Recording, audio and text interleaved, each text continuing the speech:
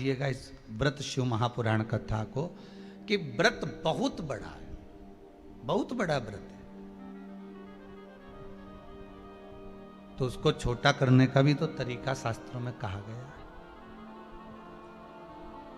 गुरुजी, हरतालिका तीज का व्रत इतना भारी होता है, करवा चौथ का व्रत इतना भारी होता है, तीज का व्रत इतना भारी होता है कि हम कुछ भी नहीं खाते, यहां तक कि मुख में जल भी आता है ना तो उसको भी हम निगल नहीं सकते।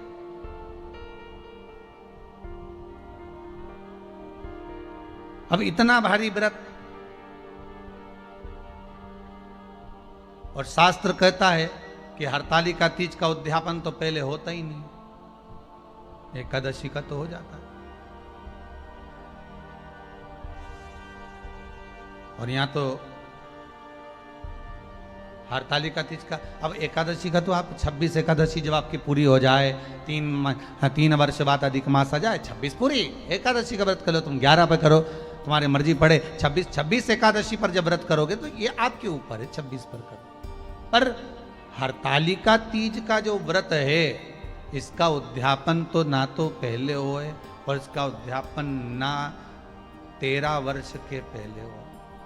इसका उद्यापन तो जब तक कन्या हो, चाहे स्त्री हो, चाहे नारी हो, चाहे पुरुष हो, हरतालिका तीज का अगर उसको उद्यापन करना है तो 13 वर्ष तक तो आपको व्रत करना ही पड़ेगा, उसके बाद ही इसका उद्यापन।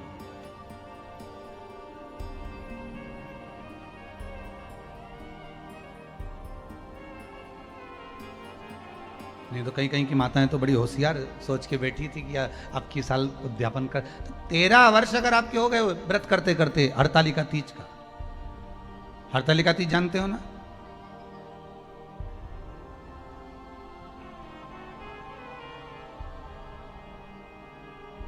तेरह वर्ष अगर आपके हो गए भगवान की भक्ति को धारण करते करते,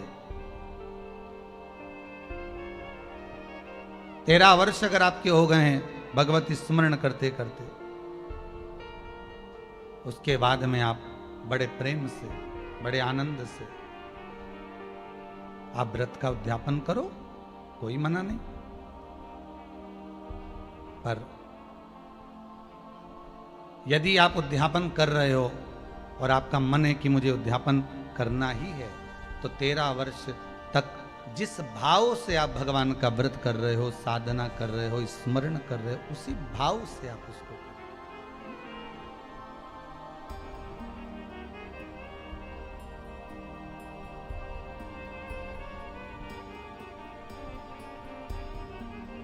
गणेश चतुर्थी के एक दिन पहले आ जाती है, सहज भाषा में समझ लो तीज, हस्त नक्षत्र तृतीया।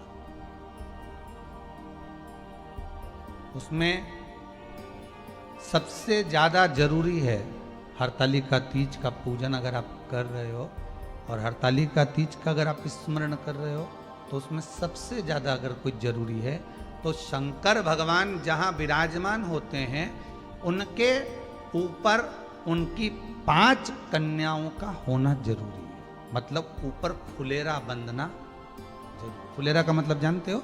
एक जैसे शंकर भगवान नीचे विराजमान है और ऊपर जो जलाधारी बनती है ना, तो जलाधारी की जगह पर शंकर भगवान की हरतालिका तीज के दिन जब नारियां पूजन करती हैं, माताएं पूजन करती हैं, कन्याएं पूजन करती हैं, तो उस पर जलाधारी की जगह फुलेरा बनता है, मतलब फूल की मालाएं उसमें लटका दी जाती है। अब कितनी माला लटकाना चाहिए?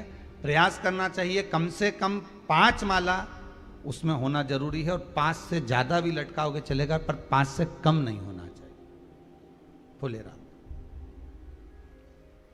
5 कौन कौन है ये?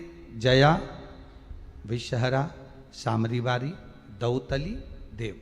शंकर भगवान की 5 बेटी है। इससे अधिक अगर आप लटका रहे हो तो शंकर भगवान की और भी बेटियों का व्याख्यान है, मनसा है, अशोक सुंदरी है, ये शंकर भगवान की पुत्रियां। नर्मदा जी का स्मरण आ जाता है, नर्मदा है। तो ऐसा बेटियों का तो आप ज्यादा लटकाओगे चले जाएगा, पर कम नहीं।